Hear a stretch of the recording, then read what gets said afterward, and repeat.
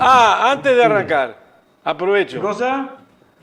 Aprovecho, porque yo no lo sabía y hay mucha gente que estoy seguro que no lo sabe. 30 segundos.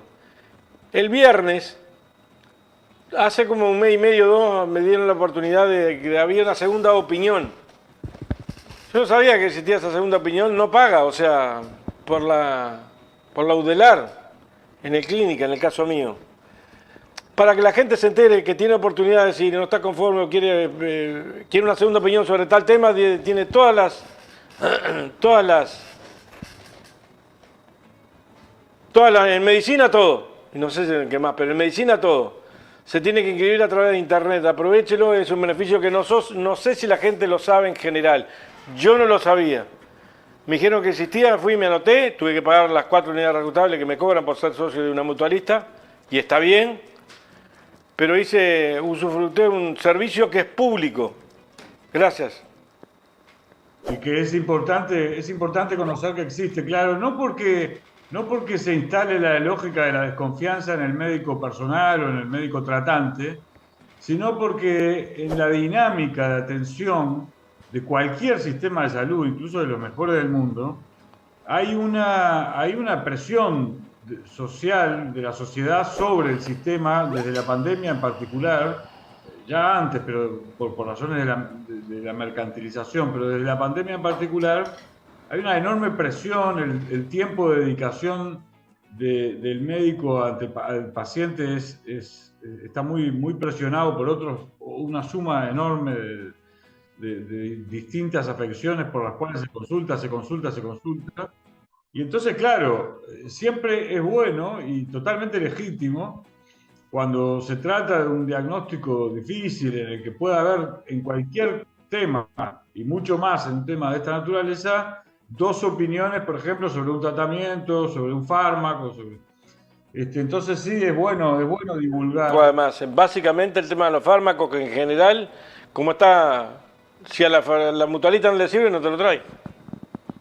Claro, el tema de los fármacos es particularmente delicado porque no solo por eso, sino por una sucesión de razones que nos llevaría muchísimo tiempo tratar, pero es un negocio, ¿no? Uno de los Sí, negocios claro. más rentables del mundo, Sí, el de claro. la farmacología. Después de las armas.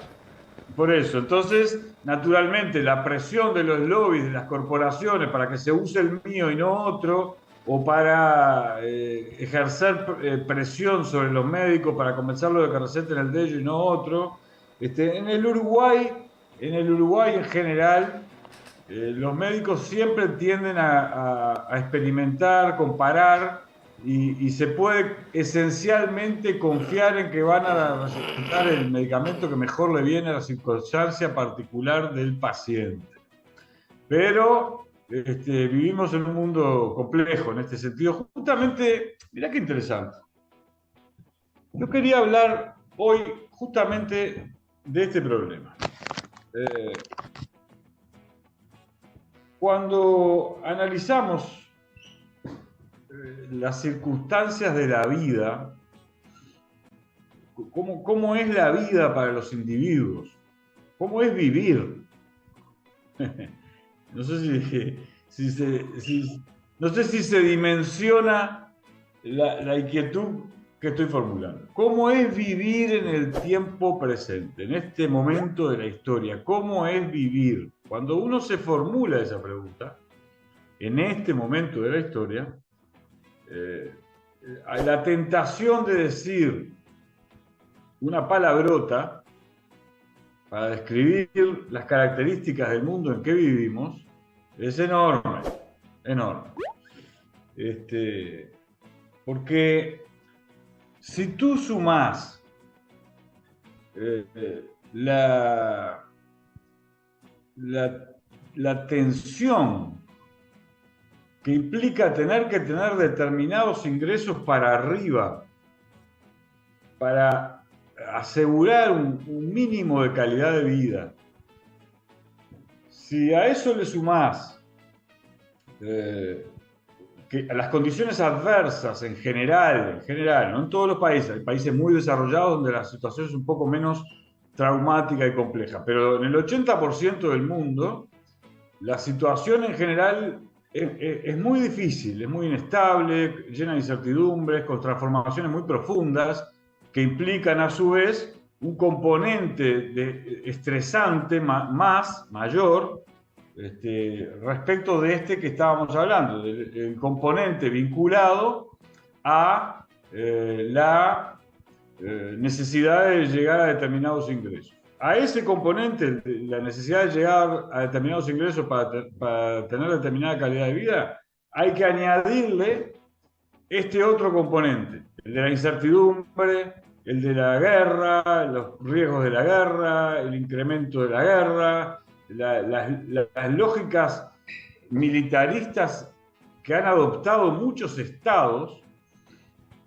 Yo no sé si tú has observado, ahora volvemos a retomar la línea, pero déjame meter este paréntesis, porque es importante. Yo no sé si tú has observado que ni uno solo de los muchos países que están involucrados en la guerra en Ucrania realizó un plebiscito, es decir, una institución, una jornada de democracia directa para consultar a su sociedad sobre qué política considera la sociedad debe seguir la nación a la que pertenece, el Estado a la que pertenece, la república a la que pertenece, o la monarquía a la que pertenece, en algunas monarquías que todavía subsisten. Ni uno solo.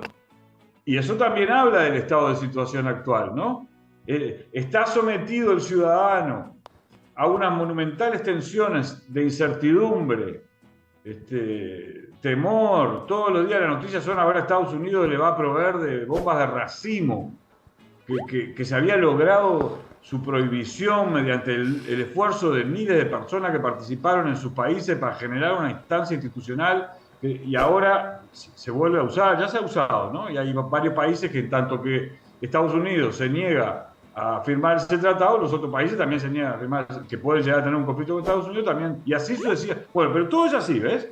Todo es así. Luego, además tenés el problema de la obsolescencia programada.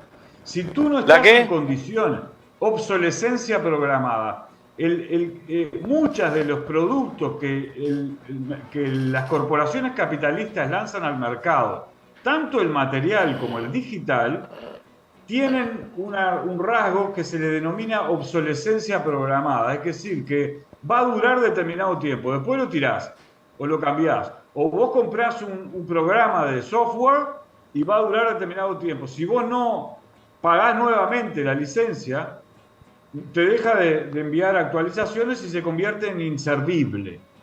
Son formas de presión sobre los ingresos, sobre todo los trabajadores asalariados, que los obliga, si quieren estar en el mundo, tanto en el físico como en el digital, y los dos mundos ahora son simultáneos y están interrelacionados, y eso tiene muchas consecuencias, pero es para otro día, si quieren estar en el mundo, tienen que participar de la adquisición de esos bienes. Y aún tienen que comprar un celular, que pasa lo mismo. Un celular inteligente, un smartphone, también tenés que estar actualizándolos permanentemente, tenés que ampliar la memoria, porque si no se te pierden los registros de los contactos, de las fotos, de los videos que guardaste y que por algo guardaste, porque los querés preservar por algo, y si no tenés que comprar memoria en tal lugar. Así las tensiones, las tarjetas de crédito, el problema vasto y complejísimo de las tarjetas de crédito. A veces uno, cuando mira el comportamiento de gestión administrativa de algunos prestadores de servicio de tarjeta de crédito, a veces uno dice, pero estos deben querer que yo me atrase. Por la forma en que procesan la información, la deshumanización radical, la pérdida de cualquier contacto entre un individuo y otro individuo para proveerlo de calidad de información a los efectos de que tome sus decisiones en el uso en este caso te estoy hablando de las tarjetas de crédito, pero podría hablarte de otro. Entonces parecería que los que gestionan esto quieren que te atrases, porque así obtienen un beneficio mayor por el cobro de los intereses por mora. Siempre y cuando, supongo yo, tengan programas de inteligencia artificial que les advierte sobre el riesgo de no cobro. Pero si vos ponete ahora del lado del... Hay gente que compra, corporaciones que compran carteras incobrables. Claro. Bueno, está, pero eso porque porque en algunos casos en la letra chica te pueden ir sobre algunos de tus bienes, etcétera, etcétera. Pero una parte de la sociedad queda fuera, excluida de el uso de recursos para vivir, sobrevivir. Es decir, y te estoy hablando del 80% de la población mundial que está sometida a estas presiones, a estas tensiones, a este momento dramático del capitalismo. El otro día participé en una conferencia que me invitaron, donde un intelectual, uno de los intelectuales vivos que yo más respeto del Uruguay, cuyo nombre no voy a dar porque esto me gustaría discutirlo con él, y no, como no pude en esa instancia, no corresponde. Pero él decía que se está terminando el tiempo de lo que se denominaba la Pax Americana, ¿no? Es decir, cuando Estados Unidos emerge de la Segunda Guerra Mundial con una potencia, con un tal superpoder en relación a todas las demás, que le permite establecer las reglas de juego mundiales y generar confianza en su desarrollo económico, se establecieron una serie de reglas de juego que la humanidad siguió. ¿Por qué? Y que en cierto sentido es absolutamente innegable, produjeron un desarrollo tecnológico que fue beneficioso para la humanidad, porque no es lo mismo la vida con lavarropa que sin lavarropa, y con heladera que sin heladera, con cocina que sin cocina y masiva, ¿no? Etcétera, etcétera, etcétera. Y que ese mundo se terminó. En realidad no fue la Pax Americana lo que permitió que esto ocurriera, sino que este desarrollo, sino la fuerza del movimiento obrero que había logrado determinadas condiciones en la forma de organización del trabajo social y en los recursos que podía tomar el Estado para intervenir en el proceso de la economía a los efectos de generar ciertos equilibrios, cierta capacidad de ascenso social de consumidores, en este caso tomémoslo consumidores, a pesar que me desagrada profundamente tratar a un solo humano como consumidor en la lógica capitalista, no como un individuo que pueda usufructuar de la creación de otros que se intercambian en el mercado, que eso es distinto, ¿no? Sino como un señor que solamente vive e interesa a otros si tiene capacidad de consumo, como venimos a hablar hace unos minutos. Entonces, más allá de mi diferencia respecto a esta apreciación, y que ese mundo se está terminando, más allá de eso, y más allá de que efectivamente hubo un desarrollo que permitió a muchos individuos acceder a bienes e insumos y tecnologías que permitieron una mejora más o menos relativa de la calidad de vida, pero si tú analizás la situación actual, en el que, como reitero, señalé al principio, los individuos están sometidos a una monumental tensión, y no solo eso, sino a ciertos niveles de angustia. Porque cuando los niveles de incertidumbre son tan altos, cuando vos ves que no hay horizonte civilizatorio, que digas, bueno, el camino es por acá, enunciado, ¿no? Y ves que hay sujetos sociales, salvo en muy pocos países. En Uruguay existe el Frente Amplio, que es un milagro de la historia y de la cultura política del Uruguay.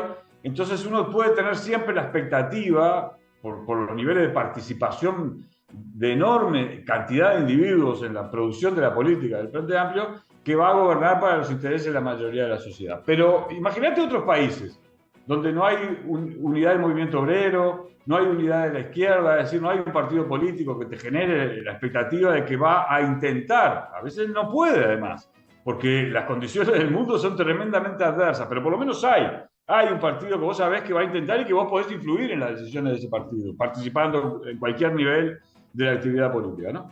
Pero imagínate los países donde no existe esto, donde no hay partidos en los que vos puedas confiar y que los ves que toman decisiones terribles como esta, de entrar en la carrera militarista, guerrerista, armamentista sin consultar a nadie, sin organizar cosas que tecnológicamente se puede organizar en un mes, un plebiscito para consultar a la ciudadanía sobre cuál quiere que sea la participación del Estado en el que habita y al que contribuye a financiar y que hace, porque el Estado es la sociedad, es una institución que la sociedad se da a sí misma en determinado momento de la historia para asegurar su reproducción como comunidad.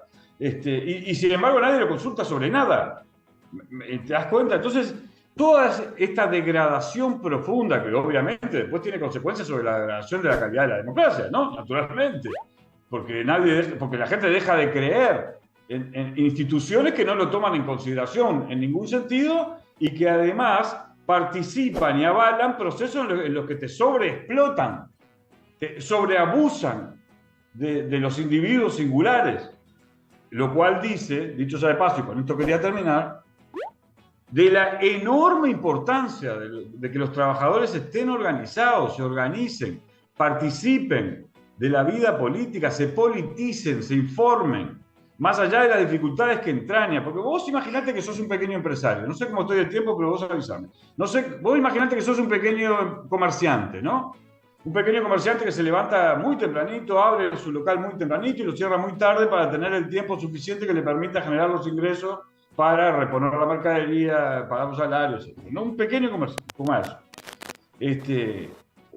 El tiempo de dedicación de ese pequeño comerciante a su labor, a su esfera de trabajo, de desenvolvimiento, es enorme. Entonces, claro, a ese pequeño comerciante le cuesta mucho estudiar tal o cual problema jurídico que se está estudiando en el Parlamento, se está debatiendo, o están debatiendo los políticos para tratar de buscar una solución para tal tema, ¿no? Entonces ese individuo no puede participar. Participar le demanda todavía más esfuerzo. Entonces eso hace también que los que participan son cada vez más como especialistas y no hay que permitir que eso pase. Hay que encontrar la vuelta, ahora que existen nuevas tecnologías, para incrementar el nivel de la participación de los individuos en la política, para politizar los debates todos y generar las condiciones para que la toma de decisiones se realice de la forma más democrática, radical posible. Que no es lo mismo que partidizar, que no es lo mismo que partidizar, sino politizar, que es diferente. No, politizar los debates, de todo. Un abrazo grande, nos estamos viendo. Chao, Carlos, un abrazo grande, perdóname que me extendí unos minutos.